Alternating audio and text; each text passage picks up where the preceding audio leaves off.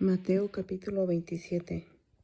Muy temprano por la mañana, los principales sacerdotes y los ancianos del pueblo se juntaron nuevamente para tramar de qué manera ejecutar a Jesús. Luego lo ataron, se lo llevaron y lo entregaron a Pilato, el gobernador romano. Cuando Judas, quien lo había traicionado, se dio cuenta de que habían condenado a muerte a Jesús, se llenó de remordimiento. Así que devolvió las 30 piezas de plata a los principales sacerdotes y a los ancianos. He pecado, declaró, porque traicioné a un hombre inocente. ¿Qué nos importa?, contestaron. Ese es tu problema. Entonces Judas tiró las monedas de plata en el templo, salió y se ahorcó.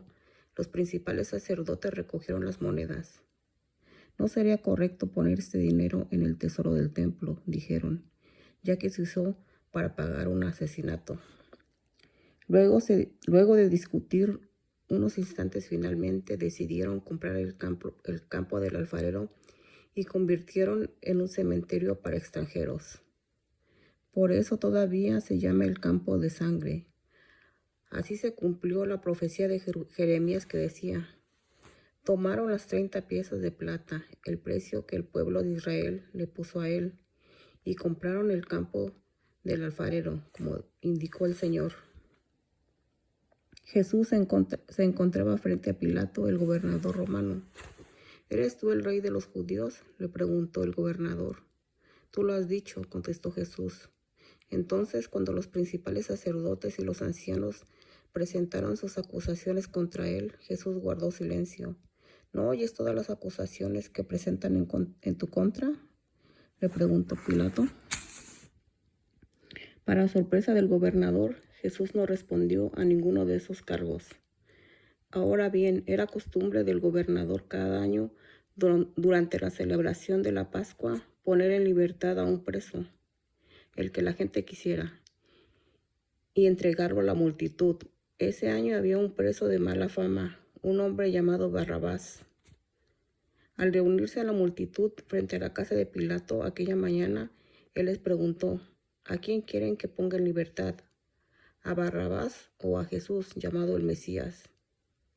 Él sabía muy bien que los líderes religiosos judíos habían arrestado a Jesús por envidia. Justo en ese momento, cuando Pilato estaba sentado en el tribunal, su esposa le envió el siguiente mensaje: deja en paz a ese hombre inocente. Anoche sufrí una pesadilla terrible con respecto a él. Mientras tanto, los principales sacerdotes y los ancianos persuadieron a la multitud para que pidiera la libertad de Barrabás y que se ejecutara a Jesús. Así que el gobernador volvió a preguntar: ¿a cuál de estos dos quieren que les deje en libertad? A Barrabás, contestó la multitud a gritos. Entonces, ¿qué hago con Jesús llamado el Mesías?, preguntó Pilato. Crucifícalo, le contestaron a gritos. ¿Por qué?, insistió Pilato. ¿Qué crimen ha cometido? Pero la turba rugió aún más fuerte: crucifícalo. Pilato vio que no lograba nada y que se armaba un disturbio, así que mandó a buscar un recipiente con agua y se lavó las manos delante de la multitud, a la vez que decía: soy inocente de la sangre de este hombre. La responsabilidad es de ustedes. Y la gente respondió a gritos: nos haremos responsables de su muerte nosotros y nuestros hijos. Así fue que Pilato dejó a Barrabás en libertad, mandó azotar a Jesús con un látigo que tenía puntas de plomo y después lo entregó a los soldados romanos para que lo crucificaran. Algunos de los soldados del gobernador llevaron a Jesús al cuartel y llamaron a todo el regimiento. Le quitaron la ropa y le pusieron un manto escarlata. Armaron una corona con ramas de espinas y se la pusieron en la cabeza y le colocaron una caña de junco en la mano derecha como si fuera un cetro. Luego se arrodillaron burlándose delante de él mientras se mofaban. ¡Viva el rey de los judíos! Lo escupieron, le quitaron la caña del junco y lo golpearon en la cabeza con ella. Cuando al fin se cansaron de hacerle burla, le quitaron el manto y volvieron a ponerle su propia ropa. Luego lo llevaron para crucificarlo. En el camino se encontraron con un hombre llamado Simón, quien era de Cirene, y los soldados lo obligaron a llevar la cruz de Jesús. Salieron a un lugar llamado Gólgota, que significa lugar de la calavera. Los soldados le dieron a Jesús vino mezclado con hiel amarga, pero cuando la probó se negó a beberla. Después de clavarlo en la cruz, los soldados sortearon su ropa tirando los dados. Luego se sentaron alrededor e hicieron guardia mientras él estaba colgado allí. Encima de la cabeza de Jesús colocaron un letrero que anunciaba el cargo en su contra. Decía: "Este es Jesús, el Rey de los Judíos". Con él crucificaron a 2 revolucionarios, a uno a su derecha y el otro a su izquierda. La gente que pasaba por allí gritaba insultos y movía la cabeza en forma burlona. "Pero mírate ahora", le gritaban. "Dijiste que ibas a destruir el templo y a reconstruirlo en 3 días. Muy bien, si eres el Hijo de Dios, sálvate a ti mismo y bájate de la cruz". Los principales sacerdotes, los maestros de la ley religiosa y los ancianos también se burlaban de Jesús. Salvó a otros, se mofaban, pero ¿no puede salvarse a sí mismo? ¿Con qué es el Rey de Israel, no? Que baje de la cruz ahora mismo y creeremos en él. Confió en Dios, entonces que Dios lo rescate ahora si lo quiere. Pues dijo: "Soy el Hijo de Dios". Hasta los revolucionarios que estaban crucificados con Jesús se burlaban de él de la misma manera. Al mediodía la tierra se llenó de oscuridad hasta las 3 de la tarde. A eso de las 3 de la tarde Jesús clamó en voz fuerte: "Elí, Elí, lema sabactam", que significa: Dios mío, ¿por qué me has abandonado? Algunos que pasaban por allí entendieron mal y pensaron que estaba llamando al profeta Elías. Uno de ellos corrió y empapó una esponja con vino agrio, lo puso sobre una caña de junco y la levantó para que pudiera beber. Pero los demás dijeron: "Espera a ver si Elías viene a salvarlo". Entonces Jesús volvió a gritar y entregó su espíritu. En ese momento la cortina del santuario del templo se rasgó en 2, de arriba a abajo.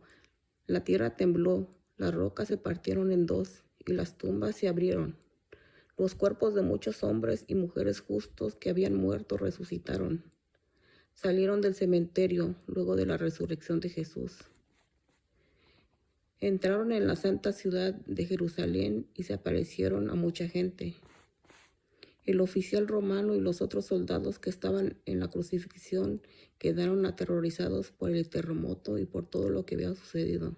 Dijeron: "Este hombre era verdaderamente el Hijo de Dios". Muchas mujeres que habían llegado desde Galilea con Jesús para cuidar de él miraban de lejos. Entre ellas estaban María Magdalena, María, la madre de Santiago y José, y la madre de Santiago y Juan, los hijos de Zebedeo. Al acercarse la noche, José, un hombre rico de Arimatea que se había convertido en seguidor de Jesús, fue a ver a Pilato y le pidió el cuerpo de Jesús.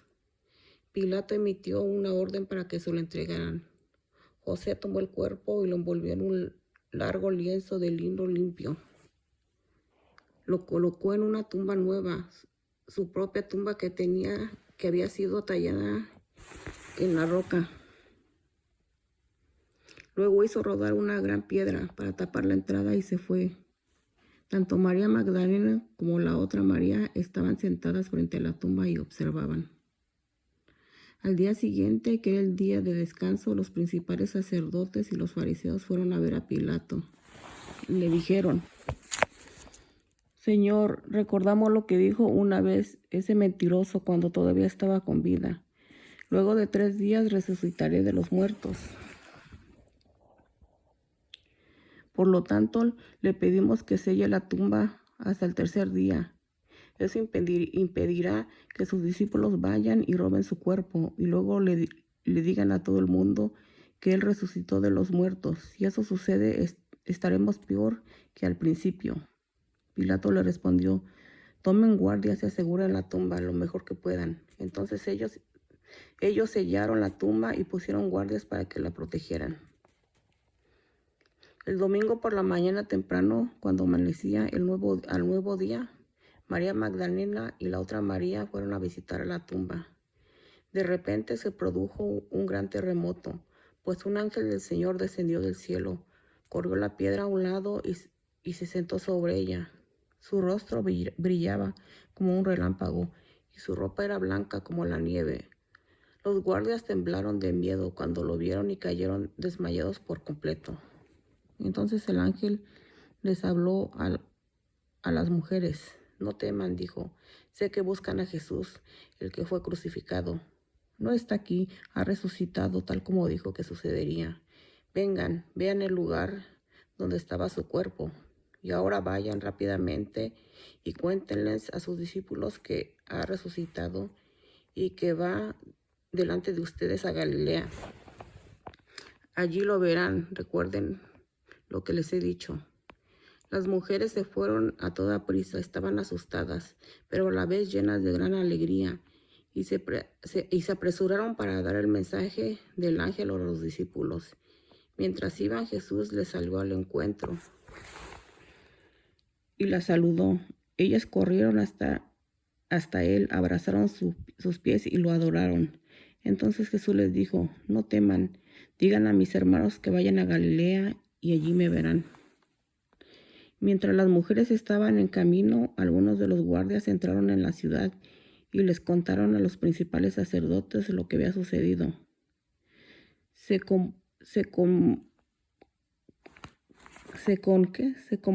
convocó a una reunión con los ancianos y decidieron dar a los soldados un gran soborno.